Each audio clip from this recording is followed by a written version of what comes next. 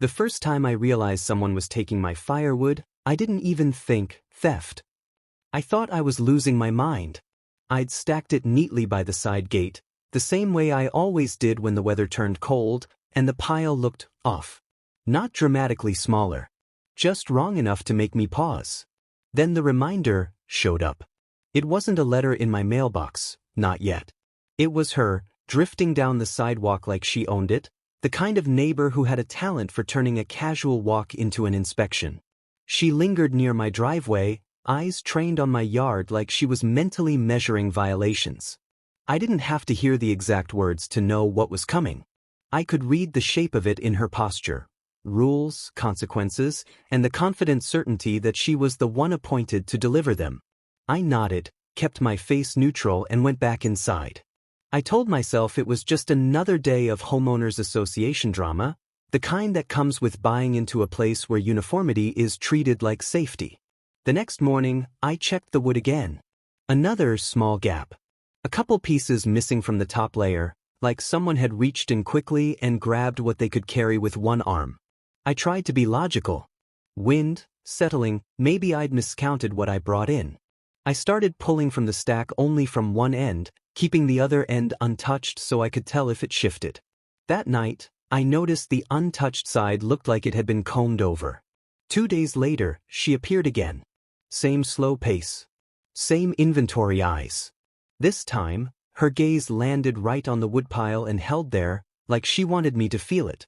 Like she wanted me to understand that she was watching, and if I didn't fix it, she'd do what she always did. That was the first time my brain connected the timing. The pile shrinks. She shows up with rules. The pile shrinks again. It still didn't feel real.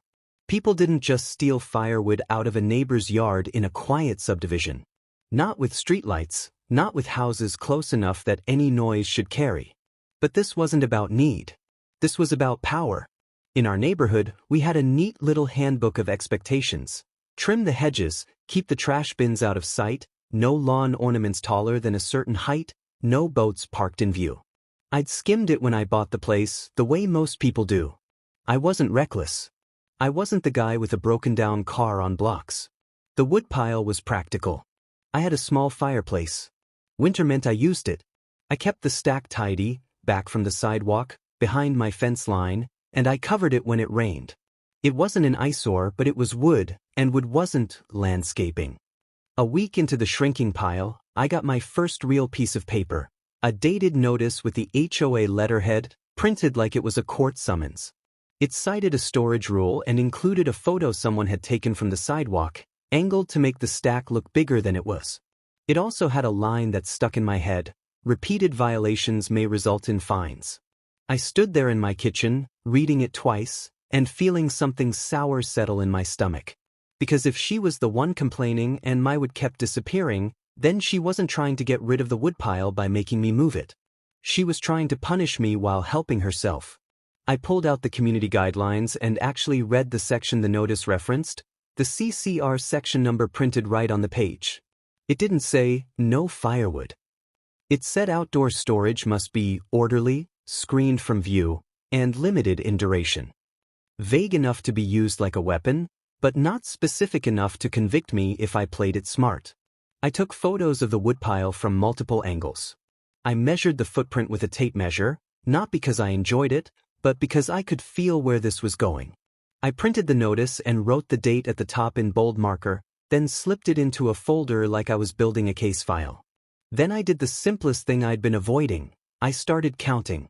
Not obsessively, piece by piece with a notebook like I was running a lumber yard, but enough to tell if the pile was being siphoned off. I made a basic inventory list, just tally marks in my notes app, how many logs I stacked after a delivery, how many I carried inside for the week, and what the pile should roughly look like. 3 nights later, I went out with a flashlight and found something that made my skin prickle. A few logs near the back had been shifted and res-tacked poorly, like someone had been in a hurry. The cover was pulled back slightly, not enough to be obvious from the street, but enough to show someone had lifted it. I stared at it for a long minute, listening to the neighborhood hum. No voices. No footsteps. Just the quiet confidence that whoever did it had done it before and expected to do it again. so I stopped trying to catch them by luck. I set up discreet cameras. Nothing dramatic, nothing that screamed, "Gotcha." Just small, motion-activated units aimed at my side gate and the section of fence line closest to the stack. I made sure they were within my property line, angled to cover my yard and my yard only. I tested the motion zones until they reliably triggered when someone stepped near the pile. Then I waited. And for 2 nights, nothing happened. The pile stayed the same. The cameras recorded raccoons, a stray cat, and one clip of me taking the trash out. I almost started to doubt myself again. On the 3rd night, I woke up with that weird sense that something had happened, like my brain was still half listening even in sleep. In the morning, I checked the footage. There she was. Not strolling. Not hovering by the sidewalk. Not performing her daytime routine. This was different. Hood up, posture tight, moving like someone who didn't want to be seen. She entered my yard through the side gate, the one that latched but didn't lock because I'd never had a reason to lock it before. She went straight to the stack like she'd done it a dozen times. No hesitation. No searching. She grabbed 3 logs, then a 4th, shifting them against her hip to carry more. She moved fast, but not frantic, like this was an errand.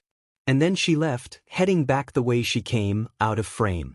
I watched the clip twice, then a 3rd time, zoomed in just to make sure it was really her. The camera angle didn't show a face clearly the whole time, but it showed enough. Her body shape, her hair spilling from the hood, the same stiff little stride she used in daylight when she was on patrol. My hands were cold when I set my phone down. The kind of cold that isn't from temperature. Now it wasn't a suspicion. It was a pattern on video. I didn't confront her. I didn't march over with my laptop open and demand an explanation. That would have made it about emotion, and emotion was her territory. She lived for emotional scenes. She'd spin it into, "I felt threatened, I was just checking, I was trying to help." Instead, I saved the clip, backed it up, and added a new entry to my folder, date, time, what was taken. Then I made a decision that felt petty in the most satisfying way, and also strangely calm. If she wanted my firewood, she could have it. Just not the kind she thought. The next weekend, I res-tacked my pile so it looked exactly the way it always did. Same height, same general shape, same cover. But this time, mixed into the top layer where someone could grab quickly, I placed a few hollow decoy logs that looked identical at a glance. They weren't obvious fakes. They were the same size, the same bark texture, the same weathered look from a distance. I didn't build a trap. I didn't rig anything dangerous. I didn't do anything that could hurt someone. I just made sure that if she grabbed the same way she always did, fast, from the top, in the dark, she'd walk away with worthless weight. And then I waited again, feeling that strange cycle of tension and patience that comes with a petty revenge HOA situation. The HOA had already sent me a notice.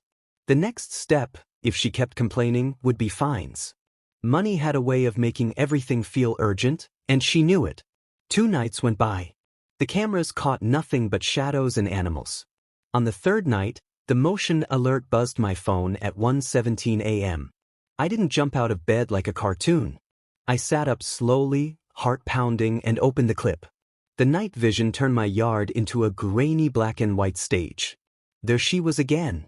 Same hood. Same direct path. Same confidence. She went to the exact spot where I'd placed the decoys. She loaded them quickly, shifting them with an impatient little jerk as if annoyed they weren't stacking perfectly in her arms. One slipped, and she scooped it up without looking around, like she didn't even consider the risk of being seen. Then she left, carrying 4 hollow imposters like they were treasure. I watched her disappear out of frame and felt a grin tug at my mouth before I could stop it. The next part took patience, and patience was hard when you could practically hear the satisfying crash coming. But I knew if I did anything too soon, she'd suspect me. She'd back off, change tactics, or claim it was all coincidence. So I did nothing. I kept my woodpile tidy. I went about my week. I waited for the ripple. It came in the form of noise. Not loud enough to be a crisis, but sharp enough to carry through the quiet. A repeated thud, then a hollow crack that didn't sound like wood splitting cleanly. Then another thud, followed by a sound like something collapsing inward. I paused in my kitchen, hand on my coffee mug, listening.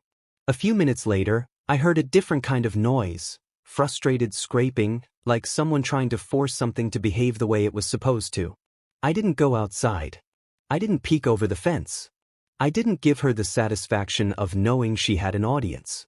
But I checked the cameras again, scrolling through the late-night clip once more, and then saving it with a new label. Because I knew what she would do next. Someone like her doesn't quietly absorb embarrassment, even private embarrassment. She turns it outward. She blames someone else.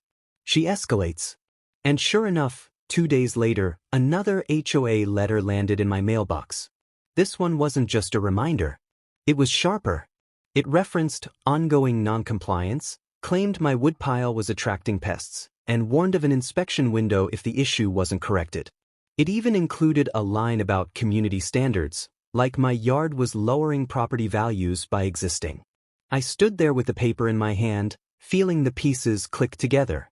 She'd tried to steal. She'd gotten the wrong logs. She'd humiliated herself trying to split them. And now she was doubling down, turning the HOA into her shield again. I added the new notice to my folder, right behind the first. I highlighted the date. I highlighted the rule reference. I printed out an excerpt of the upcoming HOA meeting agenda that had been emailed out to the neighborhood, the one that listed yard storage compliance as a discussion item. She wasn't just stealing wood. She was setting me up to be punished for having it. I took one more walk around my yard that evening, checking the stack, checking the cameras, and checking the side gate latch that had suddenly become the most important piece of hardware on my property. And that's when I saw it. Fresh scuff marks in the dirt along the fence line, like something heavy had been dragged through. Not from my yard out toward the sidewalk. From my yard toward her direction. My pulse kicked up again, and my mind flashed a picture I hadn't let myself fully imagine yet. A stash, somewhere on her side, a pile that used to be mine. I didn't have proof of that part. Not yet. But I knew exactly where to start looking, and I knew exactly what was coming at the HOA meeting if I didn't get there first. 4 weeks, she'd been trying to turn my firewood into an HOA nightmare. Now I had footage of her in my yard at night, a paper trail of her complaints, and a meeting agenda that gave her the perfect stage to pretend she was the victim. And as I stood there staring at those drag marks, I realized something that made my stomach drop and my focus sharpen at the same time. If she'd gotten bold enough to walk into my yard twice on camera, what else had she already taken, and where had she been hiding it? Module 1 complete. Module 2 starts next. I couldn't sleep much after that. Not because I was scared, exactly, but because my brain wouldn't stop running the same loop.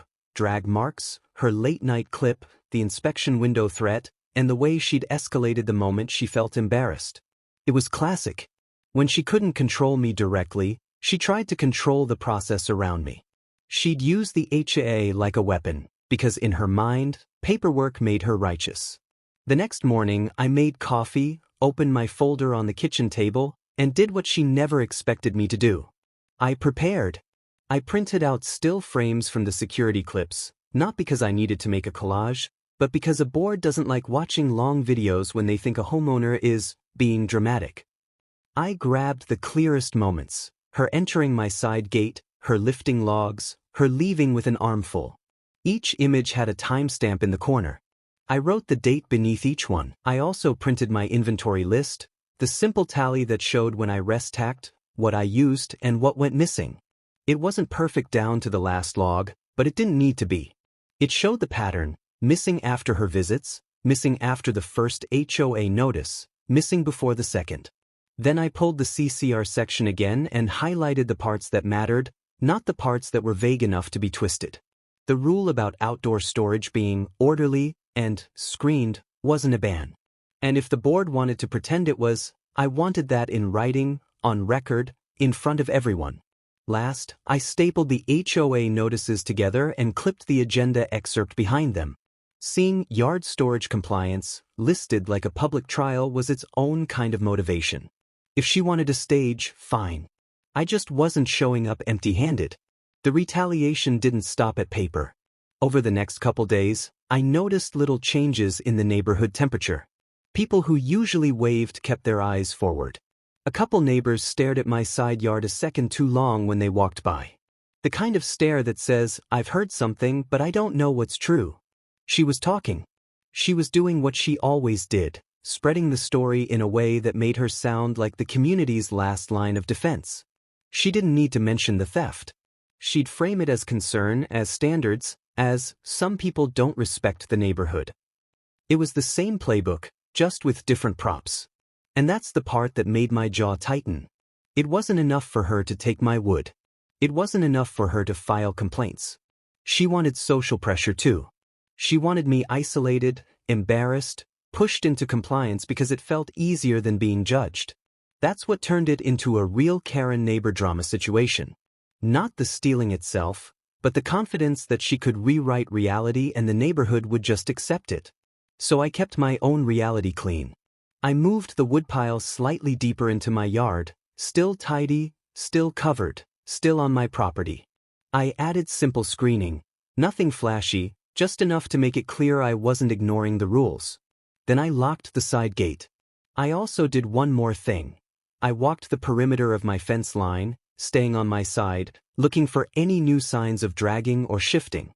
Near the corner where my yard met hers, the grass was flattened in a thin trail, like someone had hauled something heavy along that exact line more than once. I stood there for a moment, staring at it, imagining her doing it in the dark, hugging stolen logs like she'd earned them. Then I went back inside and checked my camera angles again. One camera caught my side gate. Another caught the stack. The angle toward that fence corner wasn't perfect, but it showed enough movement if someone passed through. And I didn't have to wait long. The night before the HOA meeting, my phone buzzed again. This time, she didn't come through the gate. She came along the fence line. The clip showed her slipping into the narrow space between our properties, moving carefully, like she'd learned the gate was no longer an option. She paused near the corner, glanced around, then crouched as if reaching for something just out of frame. Then she froze. Because a light snapped on. Not from my house. From hers. A motion light, triggered by her own movement, washing her in a harsh beam like a spotlight. For a full second, she stood there caught in her own illumination, and the camera captured her clearly enough that there was no arguing it. The hood, the posture, the shape of her face turned just slightly toward the yard as she realized what had happened. Then she retreated fast, slipping back into darkness. I watched it twice and my mouth went dry. She wasn't just stealing when she thought she could get away with it. She was adapting. She was trying to beat the new boundary I'd put up. And that meant tomorrow, at the meeting, she wasn't coming in to discuss yard storage. She was coming in to win. That's when I wrote my 2-sentence recap for myself, right on a sticky note I tucked into the folder. My woodpile kept shrinking right after her rule reminders, and the cameras caught her entering my yard at night to take logs. When I locked the gate and prepared for the meeting, she escalated and tried a new route, getting caught even more clearly on video. The next evening, I walked into the HOA meeting room with my folder held flat against my side like a shield. The room was plain, fluorescent lit, the kind of multipurpose space that made every gathering feel slightly uncomfortable. Folding chairs, a long table up front, and the boards seated behind it with their papers arranged like they were trying to look official. A handful of neighbors had shown up too. That didn't surprise me. People love a spectacle, especially one dressed up as community standards. She was there, of course, seated near the front, posture upright, face set in that practiced expression of concern. She didn't look at me like a thief caught in the act. She looked at me like a problem she was about to solve. The board got through a couple smaller items first, landscaping contracts, a reminder about trash bins, then landed on the agenda point I'd been waiting for, yard storage compliance. The chair cleared his throat and glanced down at his notes. The tone shifted, subtle but real. This was where they expected to handle a homeowner. I stood up calmly, folder in hand, and asked to respond before any vote or decision was made. I didn't sound angry. I didn't sound defensive. I sounded prepared. That alone changed the air. The chair hesitated, then nodded. The board members leaned forward slightly, like they weren't sure what to expect. I didn't start with accusations. I started with their own documents. I placed the 2 HOA notices on the table, pointing out the dates and the CCR section cited. I explained, plainly, that I'd taken steps to keep the wood orderly and screened, and that the rule itself didn't ban firewood storage. Then I did something even more important. I introduced evidence. I handed out printed still frames with timestamps, each one showing the same person entering my property at night and removing firewood from my stack. I didn't add commentary. I didn't need to. The images did the work.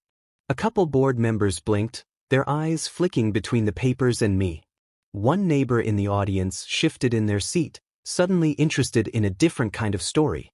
Then I played a short clip from my phone, holding it so the board could see without me having to pass it around. The night vision footage showed her moving straight to the pile, grabbing logs, and leaving. The room didn't erupt. It didn't turn into a shouting match. It went quiet in the way that means the narrative has snapped. The chair's face tightened.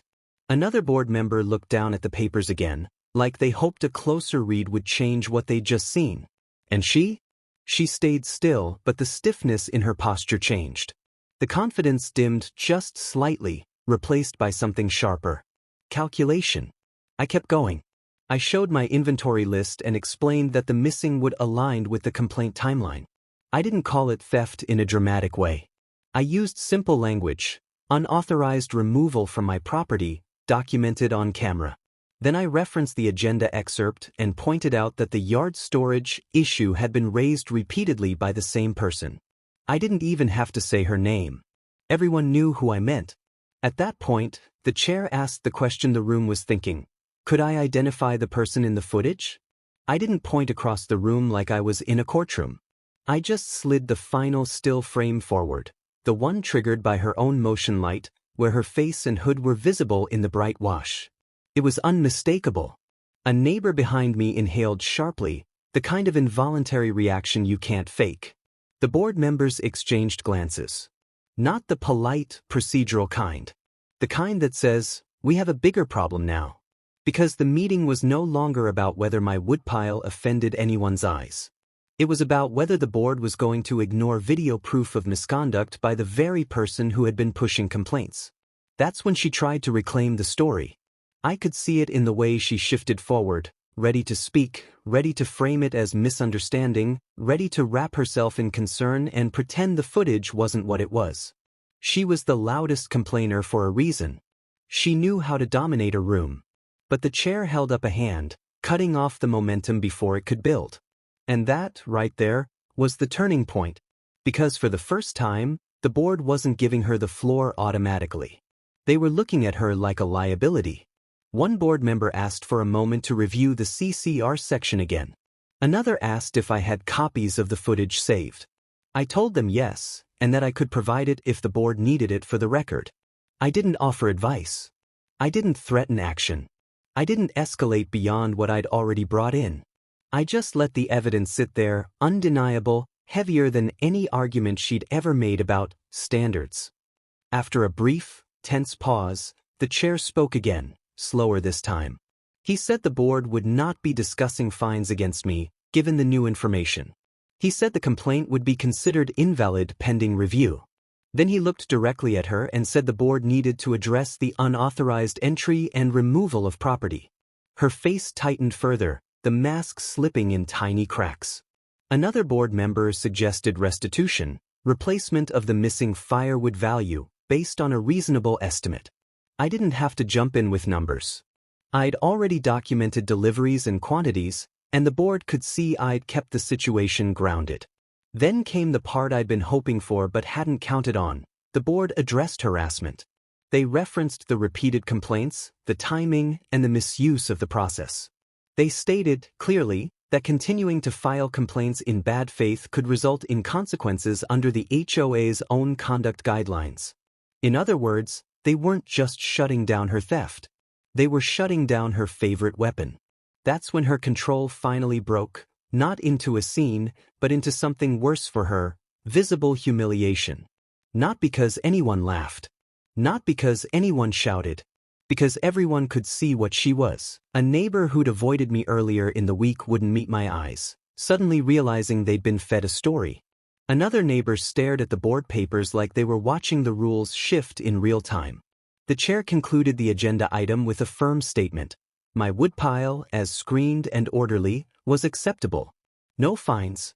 No further action against me. The board would follow up separately regarding restitution and conduct expectations. As I sat back down, my heart still thudding, I felt something I hadn't felt in weeks. Relief. Not victory in a flashy way. Relief in a quiet, solid way. The kind that comes when a process that's been used against you finally works the way it's supposed to. After the meeting, I didn't linger for congratulations. I didn't do a victory lap. I gathered my folder, nodded politely to the board, and walked out into the cool night air like a person who had simply defended their home. Over the next week, the neighborhood shifted again, but this time in my favor. People waved. A couple neighbors smiled like they'd been waiting for someone to finally stand up to her. The board sent a follow-up note confirming the complaint was closed and that restitution would be handled. She stopped walking past my house. She stopped hovering near my yard. And my firewood stack stopped shrinking. I kept the cameras up, not as a trap, but as a reminder that I wasn't going back to guessing. I kept my woodpile tidy, screened, and boring, because boring is powerful when someone else thrives on conflict. It was, in the end, the cleanest kind of petty revenge HOA story. No shouting. No damage. Just proof, patience, and the satisfaction of watching a bully lose their favorite tools. And the best part? Every time I carried a real log inside and felt its weight, I remembered the hollow ones she'd hauled away in the dark, thinking she was winning. If you enjoyed this HOA revenge story, please like, share, subscribe, and turn on notifications. Comment your own HOA experience below, and thanks for watching. As for what happened next, the neighborhood didn't suddenly become perfect. There were still rules, still reminders, still that constant low hum of people watching each other a little too closely. But something had changed, and it wasn't just her silence. Because once a board has been forced to see the truth, it gets harder for them to unsee it. Once neighbors witness the mask slip, they start noticing other cracks. And once someone like her loses control in one public moment, they start searching for a new way to get it back. So when a different community standards issue popped up a month later, one that didn't involve my yard, but still had the same fingerprints all over it, I recognized the pattern immediately. I didn't know who she'd target next, or what petty rule she'd twist this time, but I could feel the familiar pressure building again, like a storm behind a calm sky.